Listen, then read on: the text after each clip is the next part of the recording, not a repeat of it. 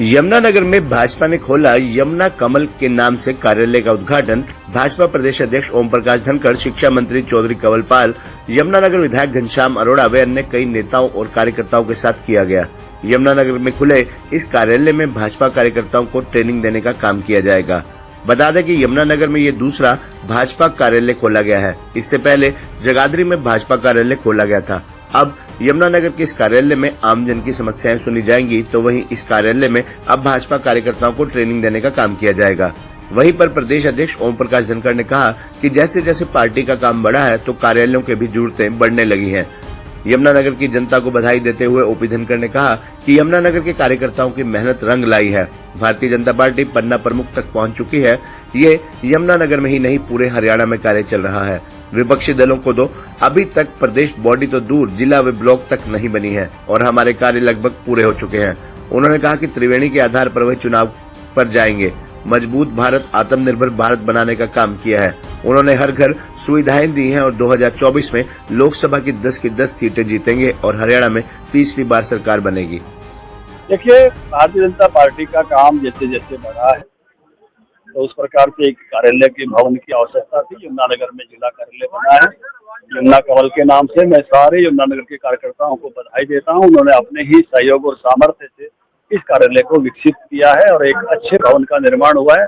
Bharatiya Janata party की कार्य पद्धति और कार्य संस्कृति के हिसाब से यहाँ पर इस इलाके के कल्याण के लिए अधिक से अधिक लोग किस प्रकार से लोक कल्याण के काम में जुटे, इस प्रकार के संस्कार के साथ आगे बढ़ेंगे।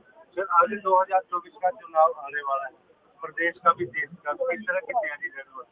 देखिए, भारतीय जनता पार्टी अब पन्ने पन्ने तक पहुंच रही है। काफी बड़ी संख्या में हमारा काम हो गया है। यमुनानगर का पूरा हुआ है। बाकी भी प्रदेश में 85% काम हमारा पूरा हो गया है और हम 23 जून तक पूरा करके सभी की कार्यशाला करेंगे। मुझे इस बात का आनंद है क्योंकि हमारे सामने जो विपक्षी दल है उसकी तो प्रदेश की बॉडी भी नहीं बनी है, जिले की बॉडी भी नहीं बनी है, उनकी मंडल की भी नहीं है, तो बूथ की बात तो वो सोच भी नहीं सकते। तो हम पन्ने पन्ने तक अपने संगठन को पहुंचाए हैं और जो हमारी तैयारी है, जैसे मैंने कहा, त्रिवेणी के आधार पर हम चुनाव में जाएंगे।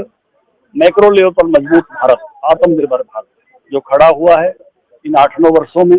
दूसरा, आम आदमी के घरों तक जो हमने सुविधाएं पहुंचाई हैं अंतिम व्यक्ति तक, उसके आधार पर। तीसरा, अपने संगठन के आधार पर। बहुत वर्षों तक चुनाव ऐसे लड़े जाते रहे कि कुछ नैरेटिव खड़ा करो, 100-200 लोग उसके पीछे लगा दो और उसके आधार पर चुनाव लड़ने के प्रयास में कुछ दल रहते हैं। लेकिन इतने बड़े संगठन के विस्तार और काम के बाद ऐसे झूठे नैरेटिव को नहीं चलने देना, किल करना, इसका सामर्थ्य संगठन के माध्यम से खड़ा हो रहा है।